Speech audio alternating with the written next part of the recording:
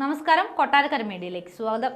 LDF CA വിഷയത്തിൽ ഉന്നയിക്കുന്നത് തെരഞ്ഞെടുപ്പ് ലക്ഷ്യം വെച്ചാണെന്ന ആരോപണങ്ങൾക്ക് മറുപടി നൽകി മുഖ്യമന്ത്രി പിണറായി വിജയൻ. CAക്കെതിരെ LDF സംസാരിക്കുന്നത് തെരഞ്ഞെടുപ്പ് വന്നതുകൊണ്ടാണെന്നും പലരും പറയുന്നത്.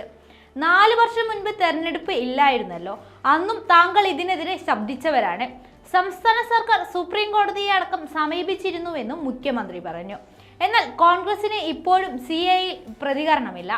ഒരു പാർട്ടി എന്ന നിലയിൽ പ്രതികരിക്കേണ്ട. എത്ര പരിഹാസ്യമാണ് ഇതെന്നും മുഖ്യമന്ത്രി ചോദിച്ചു.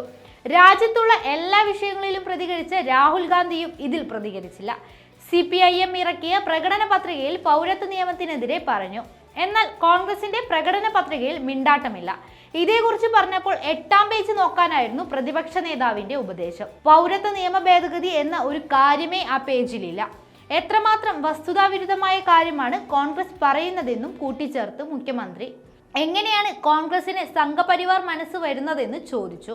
കിഫ്ബി, തോമസ് ഐസക് വിഷയങ്ങളിൽ കോൺഗ്രസ് ആരുടെ കൂടെയാണെന്ന് ചോദിച്ച മുഖ്യമന്ത്രി പ്രതിപക്ഷം എൻഫോഴ്സ്മെന്റ് ഡയറക്ടറിന്റെ കൂടെയാണെന്നും ആരോപിച്ചു.